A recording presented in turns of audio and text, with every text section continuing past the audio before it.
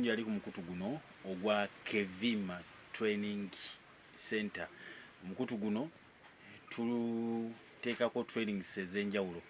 Kati nno we tuli wano tugudde ku mukulu onono nga eggwanga oba n'ensi oba East Africa n'okuyitawo balina engeri gye bamutegeeramu.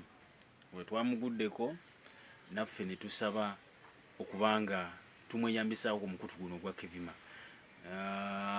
Okubanga tumutegeera ebintu byakola tugibenga tubanga tutambula era nkutegeeza gwali ku mukutu guno tugenda kutambula ne muzeeyi ono ku mukutu guno akulaga ebintu byakola nange binnewunyisizza amazima. Omusajja akola ebyewuunyo si kulimba naye gwe lindira gobeera omukutu guno ogwa KEVIMA Training Center ojja kubanga otegeera ebintu omukulu ono byasobola okubanga akwewuunya. Kamusabe nga babuzaako mala okubabuzaako tweyongereyo. Muzibuza ku balabi baffe abalungi. Mbalamusizza nnyo mwenna abawala n'abalenzi abaami n'abakyala mbalamusizza nnyo. Nze mpitibwa amanya g'emizannyo gye nzannya mpitibwa Black Power. Amanya katugeze nga bwe tulina nti nno oli alina gene yeetuuma alina eriri eryetuuma kati gwe Black Power. Asobola okukwata motoka bbiri eziri mu kika kya K ezo kamunye eziri mu kika kya K zonna nsobola okukwata motoka bbiri eziri mu kika kya K n'eziyinza obutagenda ng'oli avuga n'oli avuga. Ebyo ebyedde nnyo nga oluusi temunazaalibwa ebyali biyitibwa power mic. Power mic byeyakolera eggwanga nange nembikwata nga gye ndi e Kampala eyo gye nakulira. Yes. Olwo nembikwata bwe nakula mu bwenti netandika okubikola. Era ebyo mbikoze bintambuzaako amawanga nga nzanya nakati ngenda kubazanyira mu kuza kulaba ku masomero ntambulirako nnyo.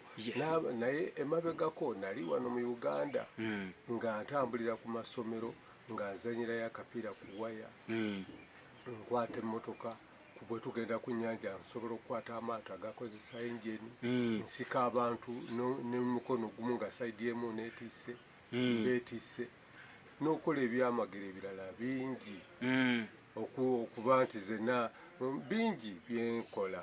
Naye mbadde mu Kenya kati bwe nva mu Kenya kwe kuddayo ewaffe Uganda kwekomawo ewaffe Uganda okukola ebintu ebyo. Nalabye olina jimu. Nina jimu wano mu kibuga Jinja era jimu kyekintu ekigoba ebirwadde nze siina birwadde naye kakasa ku lwa Katonda eyandaga training. Olwa training nkeera nenzirukamu mala okudduka nenkomawo nenjiminga mala okujiminga nenzira mu buntu ate okutraininga obuntu obukodyokodyo si byaddagala bintu bya training bwojja okutwainingira omwana nga gwoli mukulu oba gwe kennyini okusinziira ku myaka 8 nsobola okumufuula ekyamagero mu banne ng'akola obuntu obwo nga takozesezza ddagala wabula training exercise physical training gye tukola. Nsobola okumuteeka mu weightlifting, nsobola okumuteeka mu bodybuilding, nsobola okumuteeka mu powerlifting, nsobola okumuteeka mu acrobatic, nsobola okumuteeka mu power show emizannyo n'emirala mingi. Kale muzeeyi emizannyo egyo power show ebyo byonna nsobola okumuyigiriza oba okukuyigiriza n'oyiga ate n'ebirwadde nebigenda. Abo abagamba nti nze sirya kino sirya kiri olw'okuba tokozesa mubiri lwaki ebyo tebijja okugaanira birungi ebyo kutalya. Bwejjanga otraininge ndi wano mu kibuga Jinja nga nze Black Power ne jimu bagiyita Black Power ku St. James Church obuuza ku kino ekyambuka ku ssomero lya Jinjeses awo mu maaso bakanikira awo mu kikubo awo bwe mbeera nejimu. Jimu eyo tukola weightlifting, bodybuilding, body power byonna n'ebirala bingi ebyo byenkonyeeko mbikolera wano mu kibuga Jinja City. Abalabe baffe balungi kankati ku mukutu guno mugenda kubanga mulaba ebintu omukulu ono byakola. Tugenda kulaba ebintu tulabe engeri ojja tusitulamu n'obuzito ndowooza gye tuligenda mu maaso eyo nga tugesikati si leero mbagaye abakulu abali ku mukutu guno nti gobeera omukutu guno tukole exercise olabe olina mwana akutendeka mu gym omukulu ebyo nabikola kati tugenda kubanga tumukozesa bulungi ku mukutu guno okusa nti subscribing ate liking ku mukutu guno ate era bo likinga sharinga ne linki tubagala nnyo bannange lengera training lengera training lengera training lengera training lengera training lengera training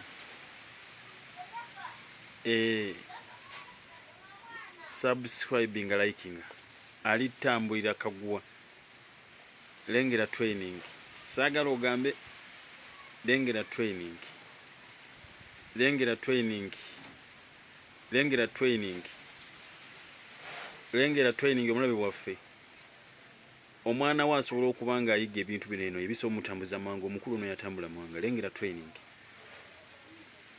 lengera training lengera training